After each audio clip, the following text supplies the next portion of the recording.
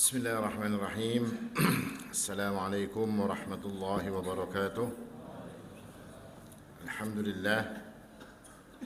Nahmaduhu wa nasta'inuhu wa nastaghfiruh. Wa na'udzu billahi min shururi anfusina wa min sayyiati a'malina.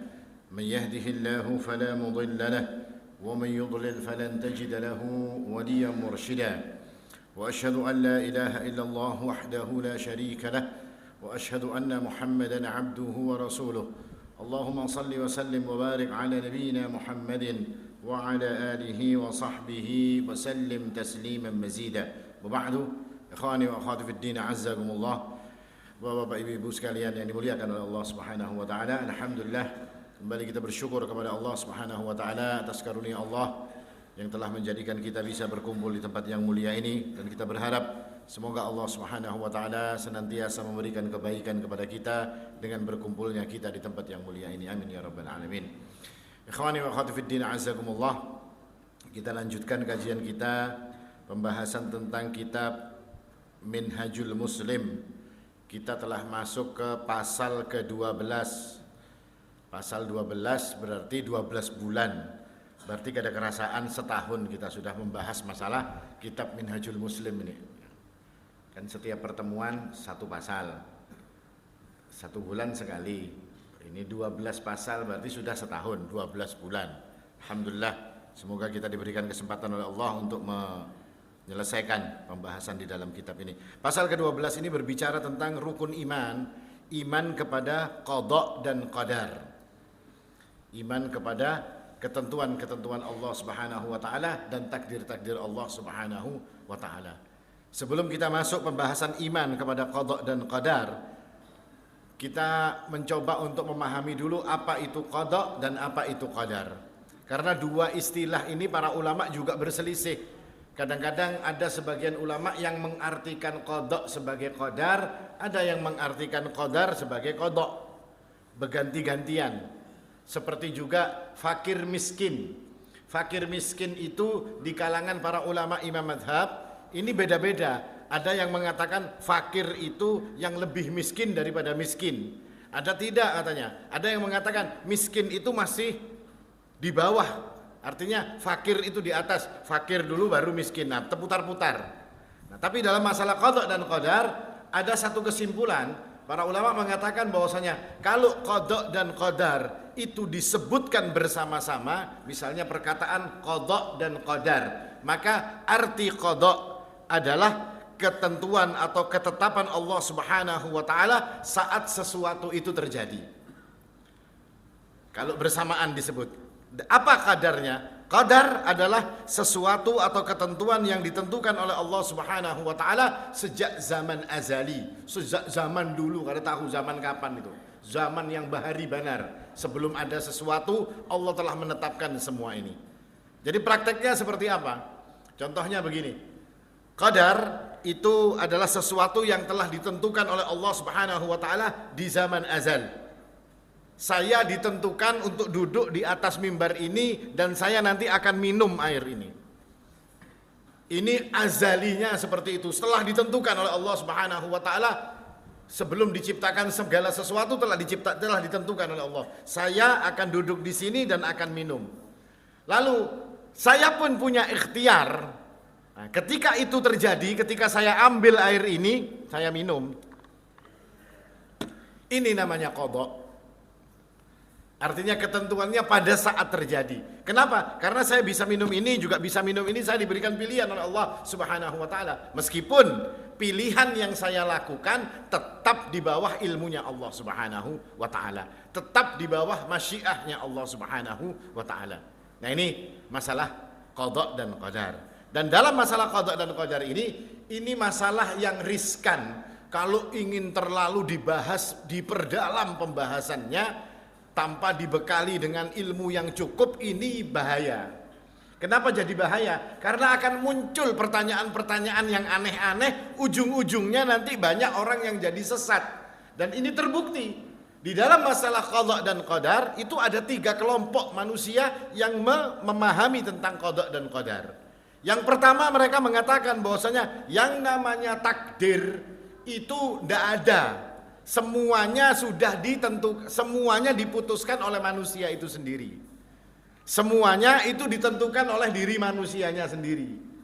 Jadi takdir itu segala sesuatu perkara yang terjadi itu mutlak dengan kehendak manusia. Saya mau minum ini mutlak kehendak saya. Sedikit pun tidak ada campur tangannya Allah Subhanahu wa taala. Saya mau melakukan apapun, semuanya mutlak pilihan saya. Allah sama sekali tidak turut campur. Ini orang-orang qadari.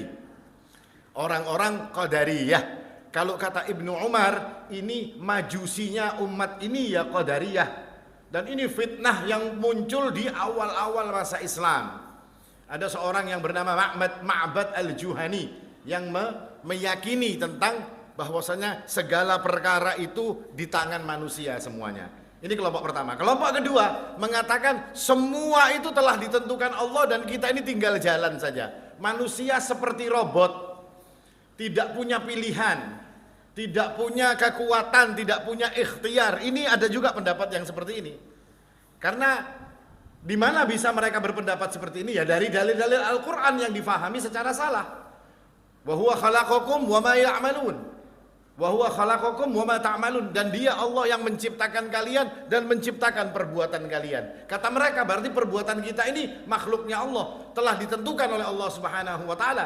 Jadi kita ini seperti robot. Ini orang-orang Jabriyah. Dua-duanya adalah firqah sesat. Lalu bagaimana dengan ahlu sunnah wal jamaah? Ahlu sunnah wal jamaah meyakini bahwasanya qada dan qadar itu adalah segala sesuatu yang ditentukan oleh Allah Subhanahu wa taala, baik itu di zaman azali ataupun pada saat kejadian itu terjadi. Akan tetapi ahlu sunnah meyakini seseorang atau makhluk itu mempunyai ikhtiar, mempunyai kehendak, meskipun kehendak mereka itu akan terjadi dengan kehendaknya Allah Subhanahu wa taala. Jadi beda loh Pak. Tetap menyandarkan segala sesuatu ketentuan itu di tangan Allah Subhanahu wa taala, tapi manusia bukan robot. Mereka punya ketentuan, mereka bisa memilih. Kenapa mereka bisa memilih? Allah yang mengatakan, "Inna hadainahus sabila imma syakiran wa imma kafura." Allah memberikan petunjuk kepada mereka dengan dua jalan. Ada yang milih jalan kanan menjadi syukur beriman, ada yang memilih jalan kiri, mereka menjadi kufur. Manusia punya pilihan. Tetapi tetap pilihan mereka itu diketahui oleh Allah Subhanahu wa taala dan di bawah kehendak Allah Subhanahu wa taala. Nah, ini keyakinan yang diyakini oleh ahli sunnah wal jamaah. Ini perkara-perkara seperti ini memang perkara pelik Pak. Di dalam urusan qada dan qadar ini sesuatu yang agak pelik, yang banyak sekali pendapat-pendapat, tiap firqah memberikan pendapatnya tentang masalah qada dan qadar. Jadi intinya bagaimana bagi kita? Kata Nabi SAW, i'malu, beramal saja kalian. Fakullun muyassarun lima khuliqa lahu. Beramal saja kata Nabi. Karena kalian nanti akan dimudahkan terhadap apa-apa yang kalian ditentukan oleh Allah Subhanahu wa taala. Kita terus beramal baik, tidak ngurus sudah mau ditakdirkan seperti apa. Pokoknya kita mau beramal baik, kita berusaha dengan sekuat tenaga untuk kebaikan. Allah nanti yang akan memudahkan kita untuk menuju kepada kebaikan tersebut.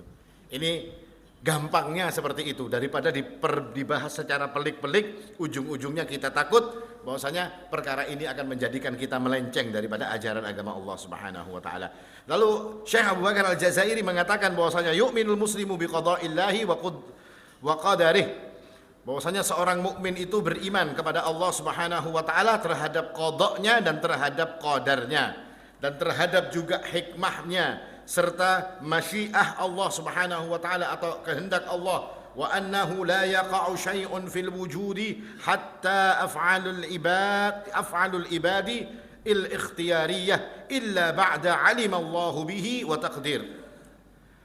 Dan mereka yakin bahwasanya tidak ada satupun perkara di atas dunia ini yang akan terjadi kecuali, kata Syekh Abu Bakar Al-Jazairi, kecuali setelah diketahui oleh Allah Subhanahu wa taala dan setelah ditentukan oleh Allah Subhanahu wa taala. Lapas ini Pak. Ini akidahnya ahlu sunnah. Segala sesuatu itu terjadi karena kehendaknya Allah subhanahu wa ta'ala. Hatta af'alul ibad al-ikhtiyariyah. Meskipun apa yang dilakukan oleh hamba yang merupakan pilihan, perlakuan yang menjadi pilihan hamba, itu pun juga diketahui oleh Allah subhanahu wa ta'ala. Ini ketetapan, ini pokoknya. Jadi Allah yang mengetahui segala sesuatu, Allah yang menentukan segala sesuatu, manusia punya ikhtiar, meskipun ikhtiar manusia itu atau usaha manusia itu juga di bawah kehendak Allah atau diketahui oleh Allah Subhanahu wa taala. Lalu apa dalil yang menjelaskan atau yang menguatkan akidah kita tentang al-qada wal qadar? Yang pertama kata Syekh Abu Bakar Al-Jazairi bahwasanya Allah Subhanahu wa taala mengatakan inna kulla syai'in khalaqnahu biqadar. Sesungguhnya segala sesuatu itu kami ciptakan dengan kadarnya. Artinya segala sesuatu itu diciptakan oleh Allah Subhanahu wa taala dengan ukuran-ukuran tersendiri. Allah Subhanahu wa taala tidak menciptakan gajah seperti kekuatannya semut, tidak. Kayak bayangkan pian, gajahnya gandal misalnya tapi kekuatannya kayak semut. Ada kadarnya sendiri ditentukan oleh Allah Subhanahu wa taala. Allah menciptakan si fulan dalam keadaan kadarnya seperti ini. Kadarnya apa? Oh, si fulan ini badannya kuat, uangnya banyak, wajahnya ganteng. Si fulan yang lainnya lagi, orang ini uangnya banyak, badannya kada tapi kuat, tapi wajahnya juga kada seberapa ganteng, ya kan?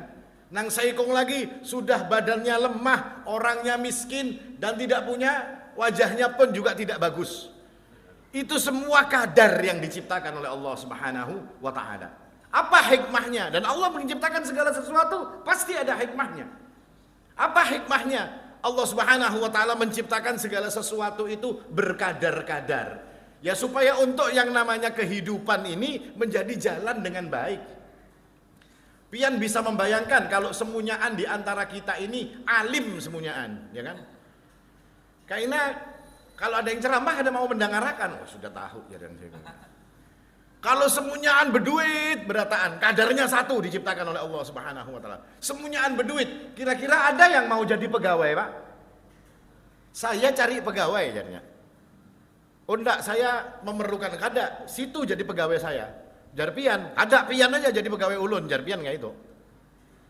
Pian ulun gaji 10 juta, aku menggaji hikam 15 juta jangan. Berduit semunyaan ini. Akhirnya tidak tercipta sesuatu yang harmonis. Nah, inilah Allah Subhanahu wa taala. Inna kulla syai'in khalaqnahu biqadar. Semua diciptakan oleh Allah Subhanahu wa taala itu dengan kadarnya masing-masing. Jadi, kalau orang sudah paham bahwasanya ini ketentuan Allah, ini takdirnya Allah Subhanahu wa taala, tidak ada orang yang akan mencela keadaannya. Si fulan yang jadi tukang misalnya, yang jadi kuli, dia pun sudah tahu bahwasanya ini kadarnya Allah Subhanahu wa taala. Kalau saya tidak jadi kuli, bos ini kada mungkin mencari orang, mendapatkan orang untuk ngangkat barangnya. Kada ada. Karena ada saya dia akan bisa tertolong. Nah, ini kadar-kadar yang diciptakan oleh Allah Subhanahu wa taala. Dan ini yang kita imani dan ini menjadikan kita menerima apapun yang terjadi dalam kehidupan ini. Tidak ada, Pak. Orang kalau sudah menerima dengan urusan takdir, kadang ketemu orang bunuh diri itu tidak ada, Pak. Kan kadang-kadang orang gantung diri, bunuh diri dan segala macam karena menyesali qada dan qadar yang terjadi kepada dirinya. Nah, ini salah satu hikmah dan salah satu ayat yang disebutkan oleh Allah Subhanahu wa taala. Dalam ayat lain ini juga harus menjadikan perhatian bagi kita. Allah mengatakan ma asaba min musibatin fil ardi wala fi anfusikum illa fi kitabin min qabli an nabra'aha inna dzalika 'ala Allahi yasir. Jadi apapun yang menimpa daripada musibah di bumi ataupun pada diri manusia itu telah ditulis oleh Allah Subhanahu wa taala di dalam kitab sebelum manusia atau sebelum perkara itu terjadi. Semuanya telah ditentukan oleh Allah Subhanahu wa taala. Apa kata Allah? Inna dzalika 'ala Allahi yasir. Itu semua mudah bagi Allah Subhanahu wa taala. Dalam ayat lain Allah mengatakan, "Qul lan yusibana illa ma kataballahu lana." Tidak akan ada yang menimpa kami kecuali sesuatu itu telah ditentukan oleh Allah Subhanahu wa taala kepada diri kami. Makanya kita kalau melihat para sahabat Rasulullah sallallahu alaihi wasallam dulu itu, mereka itu punya pikiran seperti ini, Pak. Yang namanya mati itu sudah ditentukan oleh Allah Subhanahu wa taala. Manusia punya ikhtiar. Apa ikhtiar manusia? Cara matinya mau seperti apa? Nah, cara matinya itu pun nanti ditentukan juga di bawah masyiah Allah Subhanahu wa taala. Di bawah kehendak Allah. Kalau Allah izinkan akan mudah. Kalau Allah tidak mengizinkan tidak akan pernah bisa untuk dijalankan. Sahabat mengerti ini. Yang namanya mati itu pasti ada ketentuan Allah Subhanahu wa taala. Sahabat itu kalau dipanggil untuk jihad, itu tidak ada ceritanya yang mundur, Pak. Kecuali orang-orang munafik. Sahabat itu tidak pernah melakukan mundur. Kenapa? Karena mereka tahu ini sudah ketentuan Allah. Saya mau cari-cari cara mati yang baik dengan berjihad di jalannya Allah Subhanahu wa taala. Kenapa? Karena mereka tahu semua yang akan menimpa diri seseorang itu ada di dalam kitabnya Allah, dalam ketentuan Allah Subhanahu wa taala. Maka ini pula menjadi pelajaran bagi kita. Apapun keadaan manusia, apapun musibah yang didapat oleh manusia, hari ini ada yang sakit, hari ini ada yang punya hutang, hari ini ada yang tidak bisa makan, hari ini ada yang tidak bisa sekolah dan macam-macam. Illa ma kataballahu lana. Tidak akan mungkin semua itu menimpa pian dan kita semua illa ma kataballahu lana, kecuali telah ditetapkan oleh Allah Subhanahu wa taala kepada diri-diri kita. Dan ini yang harus diimani, Pak. Sebagaimana nasihat Ubadah bin Samit. Suatu hari Ubadah bin Samit di masa mendekati ajalnya, lalu anaknya datang kepada Ubadah. Lalu berkata si anak ini kepada bapaknya, "Ya bapakku, berikan aku satu nasihat. Yang nasihat ini yang penting yang akan aku pegangi." Lalu si bapak ini mengatakan, "Ya bunayya, wahai anakku, innaka lan tat'ama ta'mal iman walan tablugha haqqa haqiqatil ilmi billahi hatta tu'mina bil qadari khairihi wa syarrih."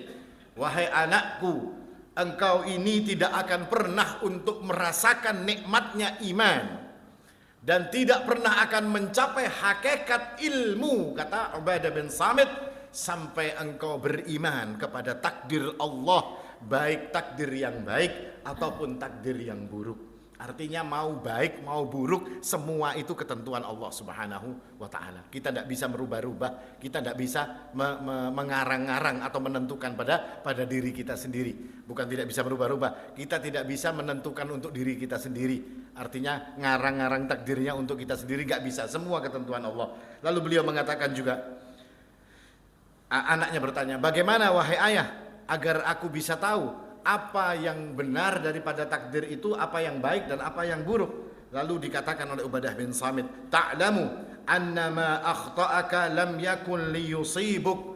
Ketahuilah wahai anakku, apapun yang tidak ditakdirkan untuk kena pada dirimu tidak akan pernah untuk mendatangi dirimu.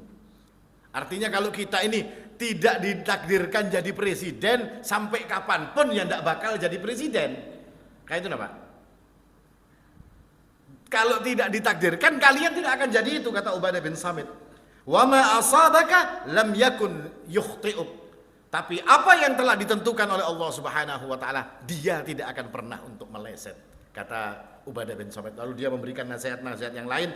Lalu beliau mengatakan, "Ya bunayya, innaka in mitta walasta ala dzalik dakhalan nar." Wahai anakku, kalau sampai kamu mati dalam keadaan tidak beriman dengan takdir yang seperti ini, kamu masuk neraka, kata si bapaknya ini tadi. Artinya semua urusan itu telah ditentukan oleh Allah, yang akan menimpa kita yang mana, yang akan luput daripada diri kita yang mana, semua dalam ilmunya Allah Subhanahu wa taala. Dan kita diperintahkan untuk apa? Untuk beriman dengan semua ini tadi.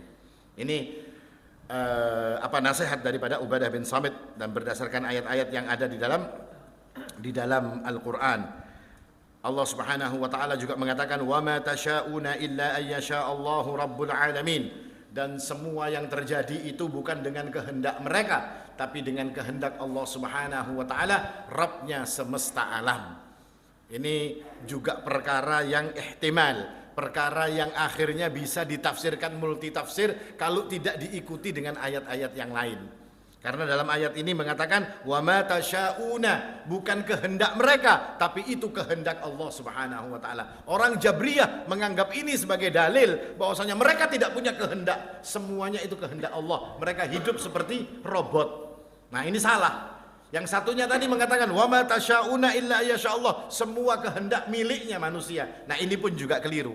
Bahkan pernah di zaman Amirul Mukminin Umar bin Abdul Aziz ada seorang yang bernama Ghilan ad-Dimashqi. Ghilan ad-Dimashqi ini dipanggil oleh Amirul Mukminin.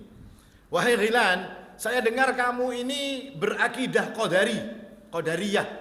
Lalu kata Ghilan, tidak ya Amirul Mukminin, hum yakdzibuna alayya. Mereka dusta atas nama saya, wahai Amirul Mukminin. Mereka bohong kepada saya. Lalu Ghilan pun kemudian bertanya kepada Amirul Mukminin tentang masalah qada dan qadar. Seolah-olah dia ingin membuktikan bahwasanya yang diyakini oleh Qadariyah itu adalah sesuatu yang benar. Lalu Amirul Mukminin mengatakan, waktu itu dia membaca surat Al-Insan. Hal ata 'alal insani hinun minad dahri lam yakun syai'an madhkura. Inna khalaqnal insana min nutfatin amsyajin nabtalih faj'alnahu sami'an basira. Inna hadainahu as-sabila imma syakiran wa imma kafura. Di sini kata Ghilan menunjukkan bahwa seseorang itu punya pilihan sendiri, tidak terikat dengan pilihan Allah. Lalu Umar bin Abdul Aziz mengatakan, baca terus wahai Ghilan, baca terus sampai pada ayat yang menunjukkan bahwasanya ketentuan-ketentuan itu ada di tangan Allah Subhanahu wa taala. Lalu Ghilan pun mengatakan kepada Amirul Mukminin, wahai Amirul Mukminin, saya kok sepertinya baru baca ayat ini. Saya bertobat wahai Amirul Mukminin, saya tidak akan lagi mengulangi menjadi orang yang berfaham qadari. Maka Amirul Mukminin Umar bin Abdul Aziz, orang saleh ini, mendoakan, ya Allah, kalau dia benar dalam mengatakan perkataannya, jadikan dia sabat, jadikan dia kokoh dalam pemahamannya. Tapi kalau dia berdusta pada saat ini, jadikan dia akan dikuasai oleh orang lain. Dan benar, setelah Amirul Mukminin meninggal, pada beberapa waktu kemudian Ghilan ini kumat lagi menyebarkan faham Qadariyah. Setelah dia menyebarkan faham Qadariyah, lalu dia ditangkap oleh Amirul Mukminin. Dan apa yang dilakukan oleh Amirul Mukminin? Karena faham yang dia sebarkan ini adalah faham yang sesat, tangan dan kakinya kedua-duanya dipotong dan dia disalib di depan gerbang pintu kota Damaskus. Lalu ada orang yang datang, wahai Ghilan, apa yang terjadi dengan dirimu? Apa jawaban Ghilan? Sesungguhnya aku ini terkena doanya orang saleh Umar bin Abdul Aziz. Nah ini salah satu tokoh-tokoh daripada orang-orang Qadari, pendapat sesat yang mengatakan bahwasanya segala sesuatu itu kita yang menentukan. Nah ini, faham ini Pak, terkadang dijejalkan kepada anak-anak kita di sekolah. Ya kalau semunyaan itu dari kamu, semua itu dari kalian, kata mereka ini. Kalian yang akan menentukan, ya kan? Allah dipinggirkan, Allah tidak ada lagi pada saat seperti itu. Harusnya para guru itu mengatakan, ini semua usaha kalian, ini semua kalian yang akan menentukan segala perkara ini, dan jangan lupa kalian selalu berdoa kepada Allah Subhanahu wa taala. Kenapa? Karena dalam hadis disebutkan bahwasanya doa itu bisa merubah takdir. Ini ditakdirakan karena baik, misalnya ujian karena lulus sudah ditakdirakan oleh Allah Subhanahu wa taala. Tapi kata Nabi sallallahu alaihi wasallam, innal qada la yarudduhu illa du'a. Qada, ketentuan Allah Subhanahu wa taala, tidak akan bisa ditolak kecuali dengan doa. Artinya doa itu pun juga ketentuan Allah Subhanahu wa taala untuk dikabulkan. Maka anak-anak kita yang diajari bukan seperti itu ngajarinya. Pokoknya kalian kalau mau lulus itu dari diri kalian semua. Kalau kalian tidak seperti ini, kalian tidak akan bisa lulus. Ujar siapa? Banyak orang yang ada belajar juga lulus. Kenapa dia tidak lulus? Waktu nyontek ada ketahuan. Iya kan? Berarti kan salah kalau dia mengatakan kalau pinter belajarnya rajin pasti lulus. Enggak. Pernah punya pengalaman Pak Pian waktu sekolah. Orang yang pintar di kelas pian, waktu ujian jeblok. Kakanakan yang kada begaduh laman sekolah, ya kan, ujiannya nilainya bagus. Pernah ngalami seperti itu enggak? Iya kan? Kok bisa itu? Padahal rajin. Kenapa? Ya ini tadi ketentuan Allah Subhanahu wa taala. Orang ini meskipun dia curang, dia menyontek, tapi dibiarkan oleh Allah Subhanahu wa taala dalam kecurangannya. Ya kan? Dapat inya 100 nilainya. Yang pintar belajar seminggu sebelumnya ini tadi sudah hafal 1000 rumus misalnya, ya kan? Tekenannya hari itu kenapakah kepalanya pusing, sakit, kada ingat semuanyaan lawan rumus ini tadi. Jeblok nilainya. Siapa yang menentukan seperti itu? Kalau sudah selesai, yang sekolahnya asal-asalan dapat 100, yang rajinnya luar biasa ini dapat 30, ya itu namanya takdir sudah. Artinya bukan kita yang menentukan, tapi kita memang punya ikhtiar, kita punya usaha. Untuk si fulan tadi usahanya apa ini? nyontek, tapi kada ketahuan, ya kan? Nah ini tadi usahanya belajar, tapi usahanya tidak dikehendaki oleh Allah, tidak diizinkan usahanya oleh Allah Subhanahu wa taala. Dan ini yang diajarkan kepada kita, sehingga manusia itu ketika mereka keluar untuk mencapai segala sesuatu, Allah itu dipinggirkan, Pak. Karena ini yang dijejalkan pertama kali pada diri kita. Akhirnya Allah itu dipinggirkan, padahal agama ini mengajarkan kepada kita segala sesuatu itu bergantung kepada Allah Subhanahu wa taala. Pian baca doa ketika orang keluar dari rumah. Apa yang mereka katakan? Bismillah, tawakkaltu 'ala Allah, la haula wala quwata illa billah. Mereka langsung mengatakan seperti itu. Ya kan? Bismillah, dengan nama Allah, tawakkaltu 'ala Allah, aku gantungkan semuanya kepada Allah Subhanahu wa taala. La haula wala quwata illa billah. Tidak ada daya dan upaya kecuali miliknya Allah Subhanahu wa taala. Saya mau keluar dari rumah untuk mencari penghidupan, untuk mencari usaha, untuk mencari uang, tapi semua di bawah ketentuan Allah Subhanahu wa taala. Apa yang kita inginkan? Allah ingin agar kita ingin agar Allah Subhanahu wa taala memudahkan semua urusan kita. Nah, itu orang yang beriman kepada qada dan qadar. Kalau hari ini kan kebanyakan kita, karena itu sebetulnya bukan sepenuhnya salah kita, karena kebanyakan kita memang sudah dijejali perkara-perkara yang seperti ini. Perkara-perkara seperti ini telah dijejalkan kepada kita, bahwasanya ini akan menjadikan kalian seperti ini, akan menjadikan kalian seperti ini, dan segala macam. Ini yang diberitahukan, sehingga hidup kita pun terbawa dengan yang seperti itu. Orang kalau hendak berduit itu harus rajin begawe. Ada kawan ulun yang kada rajin, guringnya bangunnya siang, berduit inya. Lebih daripada yang bangunnya subuh terus begawe. Kok bisa? Pernah lihat kan Pak orang seperti itu? Gawe guring, haur guring ya, kalau jam 12 bulik inya makan di rumah, tuntung makan di rumah, guring lagi. Kayak nasur. Raja duit tapi inya ini. Kok bisa? Kayak itu nah. Artinya Allah Subhanahu wa taala ngasih keran rizki kepada dia lebih besar. Ya kan? Seperti tadi dikatakan inna kulla syai'in khalaqnahu biqadar. Dikasih kadarnya lebih ganal. Keran kita ukuran 1/4, keran inya ukuran 2 dim ya kan?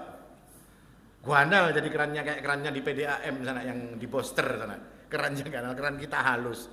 Nah, seperti itulah apa-apa yang ditentukan. Tapi bukan ini menjadikan kita pesimis. Terus kita mengatakan, ya sudah, kalau begitu berdasarkan takdir aja sudah kita lakukan. Tidak boleh juga kita melakukan yang seperti itu. Semuanya tetap dengan usaha, dengan ikhtiar. Karena ikhtiar kita ini pun juga bagian dari takdir. Waktu ada orang mencuri di zaman Umar Ibn Khattab, lalu oleh Umar Ibn Khattab akan dipotong tangannya. Lalu orang ini pun hadang dulu, Amirul Mukminin, jangan dipotong dulu tangan saya. Saya mencuri karena ditakdirkan oleh Allah. Lawan Amirul Mukminin ngomong kayak itu. Oh iya, kata Amirul Mukminin, ikam mencuri ditakdirkan oleh Allah. Iya, aku motong tangan ikam pun ditakdirkan oleh Allah Subhanahu wa taala. Jadi sama-sama ditakdirkan. Nah, ini tidak boleh kita beralasan dengan yang seperti ini lalu akan menjadikan diri kita ini pesimis dan segala macam. Tidak. Kita takut termasuk dalam orang-orang Jabriyah yang terlalu pesimis, dan kita takut menjadi orang-orang Qadariyah yang terlalu optimis sampai menyingkirkan Allah Subhanahu wa taala. Ini dalil-dalil Al-Qur'an berkaitan dengan qada dan qadar. Adapun dalil daripada As-Sunnah sedikit lagi, Pak. Nabi SAW bersabda berkaitan dengan penciptaan manusia di dalam perut ibunya.